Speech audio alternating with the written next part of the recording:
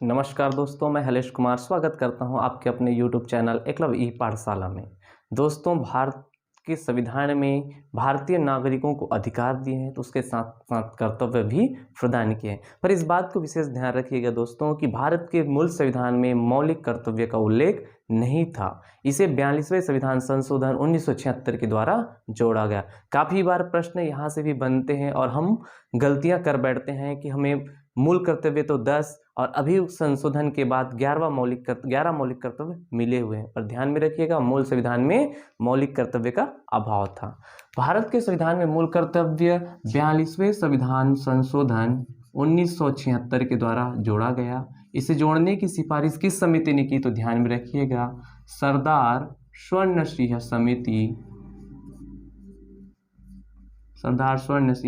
समिति।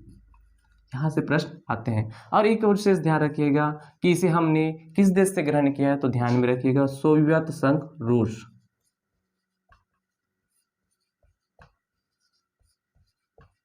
सोवियत संघ रूस से ग्रहण किया है। मूल कर्तव्यों की संख्या कितनी है? अगर प्रश्न पूछे जाए 42वें संविधान संशोधन 1976 के द्वारा कितने मूल कर्तव्य जोड़े गए तो ध्यान में रखिएगा 10 मूल कर्तव्यों को 42वें संविधान संशोधन 1976 के द्वारा जोड़ा गया था। बाद में 11वां जो मूल कर्तव्य है उसे 86वां संविधान संशोधन 2002 के द्वारा जोड़ा गया। इस प्रकार वर्तमान मूल कर्तव्यों की संख्या पूछे तो आपको ध्यान में रखने 11 मूल कर्तव्य। इन मूल कर्तव्यों से प्रश्न काफ़ी बार एग्जाम में आए हुए हैं।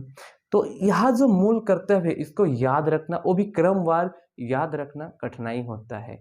कई बार इनसे प्रश्न बने, जैसे कि आप स्क्रीन में देख रहे हैं कि किन किन रूपों में पिछले एग्जामों में प्रश्न पूछे गए हैं। इन्हीं सब प्रश्नों को ध्यान में रखते हुए हम आगे आने वाली परीक्षाओं की तैयारी करें और इसे किस प्रकार याद रखें तो इसको ध्यान में रखिए। एक कहानी के माध्यम से आप इसे याद रख सकते हैं। कहानी तो यह है कि सबके जीवन में कोई न कोई एक ऐसा गुरु यानी कि सर होता है जो आपके आदर्श होते हैं।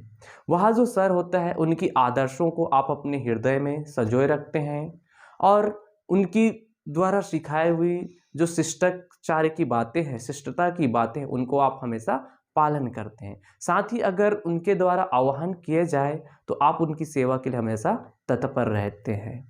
वह जो शिक्षक है, वह जो सर है, वो हमेशा आपको भाईचारे मैत्रीतापूर्ण संबंध रखने की बात सिखाते हैं। साथ ही वो संस्कृति की रक्षा करना, सबकी संस्कृति का सम्मान करना, आदर करना, उसके साथ ही आप में पर्यावरण की रक्षा करना, पर्यावरण वातावरण को स्वच्छ रखना, आपके अंदर वैज्ञानिक दृष्टिकोण का निर्माण करना, साथ ही सार्वजनिक जो संपत्ति है उनकी सुरक्षा करना, इन सब बातों को सिखाते हैं। और ये कहते हैं कि आप भी पढ़ो और आगे बढ़ो। साथ ही आप अपने परिवार को, अपने रिश्तेदारों को, अपने मित्रों को और अन्य समाज के लोगों को भी आगे ले जाओ, क्योंकि आप अगर शिक्षित हो गए और आप शिक्षा ग्रहण कर समाज के कल्याण के लिए काम करोगे तो वहाँ समाज का भी उद्धार होगा। इस प्रकार एक व्यक्तिगत के साथ साथ सामूहिक रूप से आगे बढ़ने का वो हमको शिक्षा प्रदान करते हैं। सबसे जो महत्वपूर्ण आता है अंत में शिक्षा ही है जो सबको आगे ले जाता है। इसीलिए प्रत्येक मनुष्यों का यह कर्तव्य है कि वह अपनी बालक बालिकाओं को शिक्षा का अवसर जरूर प्रदान करें। तो इस प्रकार इस शिक्षा के माध्यम से आप इन मूल कर्तव्यों को याद कर सकते हैं। अब आइए, आपको लग रहा होगा कि इसको कैसे याद करिए, तो पूरी लाइन है, तो मैं आपको थोड़ा सा समझाने का प्रयास करता हूँ। यह ट्रिक मैंने अध्ययन के लिए बनाया था। यदि यह ट्रिक आपको अच्छा लगे तो इस चैनल को सब्सक्राइब कीजिए और इसे शेयर जरूर कीजिए, साथ ही लाइक और कमेंट कीजिए। आइए थोड़ा स्टेप बाय स्टेप इसको समझने का प्रयास करते हैं। जैसे कि मैंने आपको बताया सर, अब यहाँ पे सर का क्या संबंध है तो ध्यान में रखिएगा, यहाँ पर सा का संबंध है भारत की संविधान से, रा का जो संबंध है वो है राष्ट्रध्वज से और राष्ट्रगान से। क्या बोल रहे हैं, उनका आदर करना है। तो प्रत्येक व्यक्ति हर अपने शिक्षक का, किसी न किसी शिक्षक को अपना आदर्श मानते हैं और उनका आदर करते हैं। साथ ही उनके द्वारा कही गई बातों को, उनकी जो आदर्श है, जो उच्च आदर्श है, उनको हम हमेशा अपने हृदय में संजो के रखते हैं। तो ध्यान में रखिएगा, भारत के संविधान की जो दूसरी मूल कर्तव्य है वो क्या है? हृदय में संजो कर रखना। किसको?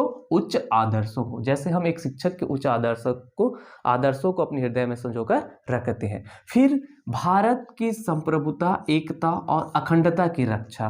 तो हमारे जो शिक्षक हैं, जो आदर्श हैं, उनकी द्वारा सिखाई गई शिष्टाचार की बातें, उनके द्वारा सिखाई गई अनुशासन की बातें, विनम्रता की बातें, इनको हम अपने हृदय में संजो कर रखते हैं और उनका आदर करते हैं। वैसे ही भारत की संप्रभुता, एकता और अखंडता की रक्षा करने की बात हमारा भारतीय संविधान का मूल कर्तव्य हमको मूल कर्तव्य तीसरा हमको क्या कहते हैं? उनकी अखंडता की रक्षा कर। फिर आता है चौथा, देश की रक्षा और आह्वान किए जाने पर सेवा। वैसा ही हम क्या करते हैं? जो सर होते हैं, उनकी आदर्शों को जब हम अपने हृदय में संजो के रखते हैं और उनकी आदर्श, तो यहाँ पर क्या है? संप्रभुता, एकता और अखंडता। साथ ही आवश्यकता पड़ने पर सेवा के लिए तत्पर रहना। तो सेवा का संबंध क्या है? चौथा मूल कर्तव्य से। इसका संबंध क्या है? तीसरे से। इस प्रकार आप 4 मूल कर्तव्यों को याद रख लिए। अब वह जो टीचर है वो हमको क्या सिखाते हैं कि आप सभी के साथ भाईचारे की भावना से रहो। उनका जो आदर्श है वो क्या है? भाईचारे की भावना। तो सभी के साथ आप भाईचारे की भावना से रहिए। तो हमारा भारतीय संविधान का मूल कर्तव्य 5वां क्या है? भाईचारे से जुड़ा हुआ। जब हम भाईचारे के भाव से रहेंगे तो हमारे अंदर क्या होगा कि सबकी संस्कृति, प्रत्येक नागरिक, जो भारत के नागरिक है, उनकी अपनी अपनी संस्कृतियां हैं। तो उन संस्कृतियों के प्रति हमारे अंदर क्या होगी? सम्मान की भावनाएं आगी, सम्मान की भावना जागृत होगी। तो प्रत्येक संस्कृति की मान रखना, प्रत्येक संस्कृति का सम्मान करना। तो 6वां मौलिक कर्तव्य। 7वां मौलिक कर्तव्य क्या कहता है कि जो प्राकृतिक पर्यावरण है उनकी रक्षा करना, उनको सुरक्षा प्रदान करना, उनकी स्वच्छता का ध्यान में रखना। तो पर्यावरण के प्रति हमारे अंदर क्या बोलता है कि पर्यावरण की सुरक्षा को ध्यान में रखें, पर्यावरण की स्वच्छता का ध्यान में रखें। साथ ही पर्यावरण में के अंतर्गत क्या करना है कि वन, नदी, झील और वन्य जीवों की रक्षा करना है और प्रत्येक प्राणी मात्र के प्रति दया भाव रखना है। यहाँ हमारा शिक्षक, यहाँ जो सर है वो हमको क्या करता है? सिखाता है। फिर अगर हम पर्यावरण के प्रति, हमारे अंदर पर्यावरण की सुरक्षा को लेकर हम जागृत हो रहे हैं, तो हमारे अंदर क्या होता है? वैज्ञानिक दृष्टिकोण का निर्माण होता है। वैज्ञानिक दृष्टिकोण। अब हमारे अंदर जब वैज्ञानिक दृष्टिकोण आएगा तो हमें मानववाद और ज्ञानार्जन का अवसर मिलेगा, हम विकास करेंगे। और जो प्राचीन रूढ़ियां थी, प्राचीन अंधविश्वास है, समाज में फैली हुई बहुत सारी कुरीतियां थी, उन सब के प्रति हम वैज्ञानिकता के आधार पर, तथ्य के आधार पर हम क्या करेंगे? उनका परीक्षण करेंगे। तो जब परीक्षण करेंगे तो हमारे अंदर क्या हो गया कि सार्वजनिक जो संपत्ति है उनकी रक्षा करेंगे। यह मौलिक कर्तव्य हमारा कौन सा? 9वां मौलिक कर्तव्य है। अब जब 10वां मौलिक कर्तव्य क्या कहता है कि व्यक्तिगत और सामूहिक रूप से आगे बढ़ो। जैसे वो शिक्षक जो सर है वो क्या सिखाते हैं कि आप भी आगे बढ़ो और अपने समाज को भी आगे बढ़ाओ। तो वैसा ही हमारा 10वीं मौलिक कर्तव्य बोलता है सामूहिक रूप से आगे बढ़ना। यह सिखाता है सामूहिक रूप से आगे बढ़ना।